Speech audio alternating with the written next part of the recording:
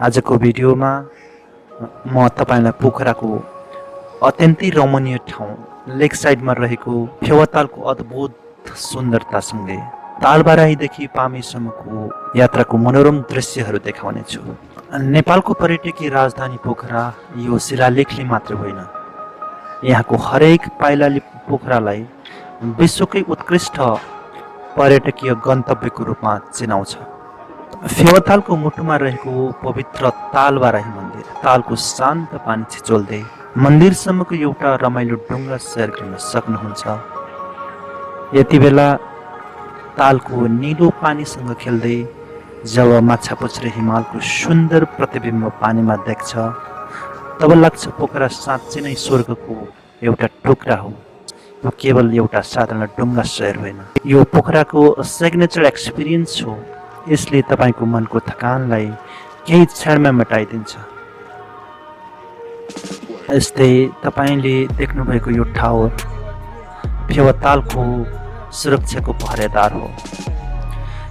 सशस्त्र प्रहरी बलको टोली यहाँ 24 घण्टा सतर्क रहन्छ। फेवातालमा हुने कुनै पनि आकस्मिक दुर्घटनालाई रोक्न वा उद्धार गर्न उहाँहरूको यो निरन्तर निगरानीले हजारौं पर्यटकलाई सुरक्षा र उद्धार गरेको छ।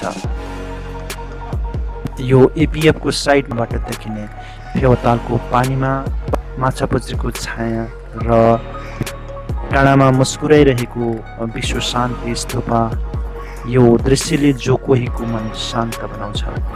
फेवातालको सिरानमा देखिने यो विश्व शान्ति स्तूपा, यो ठाउँले विश्वलाई सधैँ एउटा कुरा सिकाउँछ, त्यो हो मानवता र शान्ति। यहाँबाट देखिने माछापुच्छ्रे हिमाल, अन्नपूर्ण रेन्ज र तल देखिने निलो फेवातालको दृश्य सायद यो संसारकै सुन्दर दृश्यहरूमध्ये एक हो।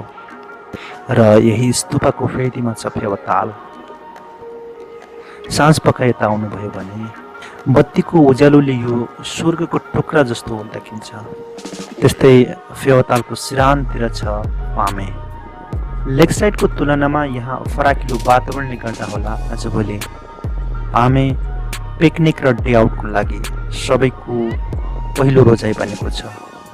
यहाँको शान्त तालको किनारामा घोडा चढ्दै गर्दा लाग्छ समय यहाँ थामिएको छ। यो यात्राको एउटा फरक र रोमाञ्चक पक्ष हो। यहाँको यो हरियालीले ढाकेको फाँट, साथीभाइ र परिवारसँग ड्राई पिकनिक मनाउन वा यादगार पलहरू कैद गर्न मानिसहरू यता आउने गर्छ। यहाँ खुल्ला आकाशमुनि फेवातालको काखमा बसेर केही समय बिताउँदा तपाईलाई साँच्चै नै प्रकृतिसँग छुट्न गाह्रो हुन्छ। तपाईँ पोखरा आउँदै हुनुहुन्छ भने यी ठाउँहरू पुग्दा तपाईले साँच्चै नै नयाँ ऊर्जाको महसुस गर्नुहुन्छ। आजलाई यति नै। यस्तै सुन्दर ठाउँहरूको भिडियो लिएर म फेरि आउनेछु। तपाईलाई यो भिडियो कस्तो लाग्यो कमेन्ट गर्नुहोस्। Thank you.